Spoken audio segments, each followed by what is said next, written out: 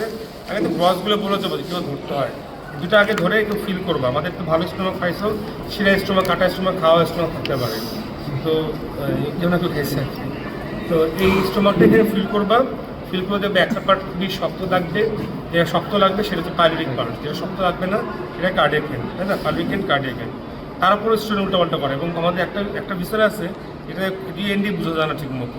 এত বড় একটা স্টোমাক দেখছো না তোমরা, এত বড় ঝুলা একটা স্টোমাক আছে, ওটা মাছালা সব ছেড়ে দিচ্ছে মনে হয়, আর যদি এন্ডো খুঁজে পাওয়া যায় ঠিক মতো, তারপর বোঝা যায়, আইডিয়া করা যায় আর কি।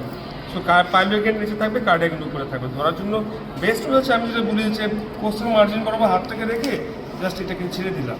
ছেড়ে দিলে কী হবে, এই মিডলাইন যদি শার্টের বাটনটা মিডলাইনের দিকে যায় তাহলে মিডলাইন থেকে একটু রাইটে থাকবে পাইলভিক ভেনটা, আর এবার ফ্রম মিডলাইন থাকবে তোমার এই বাস।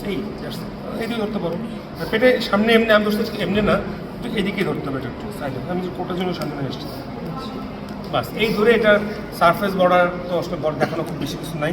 এটা একটা সারফেস, এটা একটা সারফেস, এই একটা ডেটার কার্ভেচার, লেজার কার্ভেচার, দুটো এন্ড, এটাকে ভাগ করা শিখতে হবে, কোনটা ফান্ডাস, কোনটা বডি, কোনটা পাইলভিক ভেন। পাইলভিক ভেনকে যে আমরা বিভিন্ন ভাগ করি ইনসুসোরা অ্যাঙ্গুলারিস দিয়ে, তারপর করলাম যে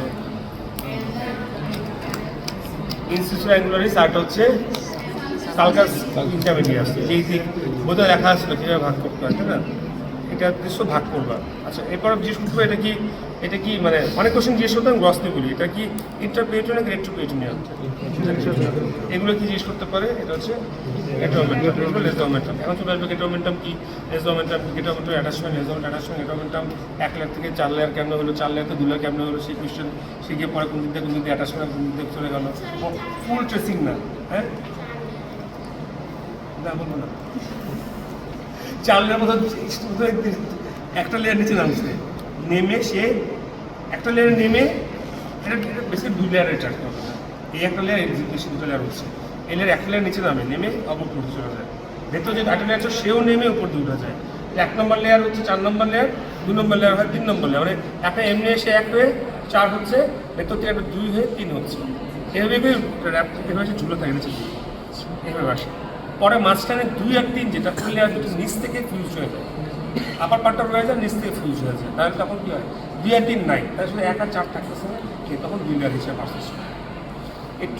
একটু ডিটেলস পেটের মধ্যে পার্টে যদি দেখা, তাহলে একটু ডিটেলস লেখা পাবো, ওটা একটু দেখে নিলেই হবে একটা।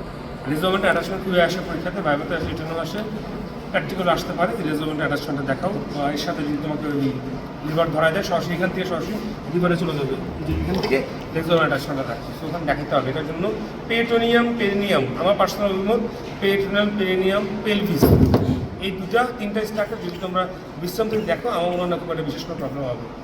পেরিটোনিয়াম, পেরিনিয়াম আর পেলভিস, বিশ্রাম পার্টটা দেখতে পারলে খুব একটা প্রবলেম হবে না। ওখানে কনসেপ্ট শর্ট করে দিয়ে ভালো করে দিয়ে মোটামুটি দুর্বল কোনো একটা নাই, তো দেওয়া আছে। হ্যাঁ, আর আদার্সগুলো ওগুলো বাকিগুলো দপ্তরটা দেখলে ভালো, যাই দপ্তর দেখো সে দেখো না, কিন্তু মানে দপ্তর দেখতে পারলে ভালো আর কি।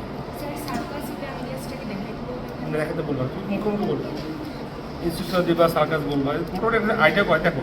এই সেখানে গর্ত হয়ে গেছে, সেখানে গর্ত দেখা যায়, একটা গর্ত বোঝা যায় একটু পাইলট আছে, টেক্সট তোমাকে বডি শেষ, এটা ভালো দেখা যাচ্ছে, সবজি দেখা যাবে। তুমি বলবা এই যে মোস্ট কার্ভ এরিয়া, এটা হচ্ছে ইনস্টিটিউশন, এখান থেকে সার্কাস যাচ্ছে গিয়ে এটার মানে মোস্ট ডাইরেক্টেড পার্ট বা most weak part of the head মোমেন্টামে কাট করতেছে, এই যে ভাগ করতেছে, ওতে লেখা আছে কীভাবে কাট করে, এটা স্টোমাক বেড জিজ্ঞেস করতে পারে, ফর্মেশন জিজ্ঞেস করতে পারে, দোষতে ধরবে কীভাবে, তুমি যেভাবে হাতটা দোষতে এভাবে ধরবা, এই এনটাকে নিয়ে যাবে রাইটে, এই এনটাকে নেবে লেফট, এই এনটাকে নেবে লেফটে, এই এনটাকে নেবে রাইটে, নিয়ে ভিতরে নিয়ে যাবো, মোটামুটি তোমার এমনি ধরে করবো, কারণ ডায়াফ্রাম তো অনেক উপর কমে থাকে, এভাবে থাকে ডায়াফ্রাম, তাই না?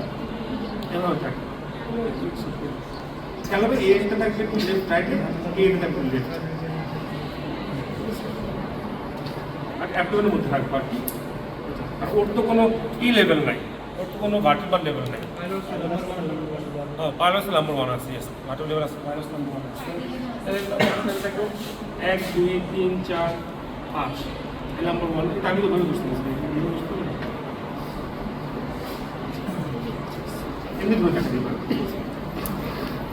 এটা পারবা, ইজি একদম ইজি, এটা অনেক ক্লিনিক্যাল পেশেন্ট থাকে ব্লাড অনেক কিছু দিতে পারবো তারপর আসলে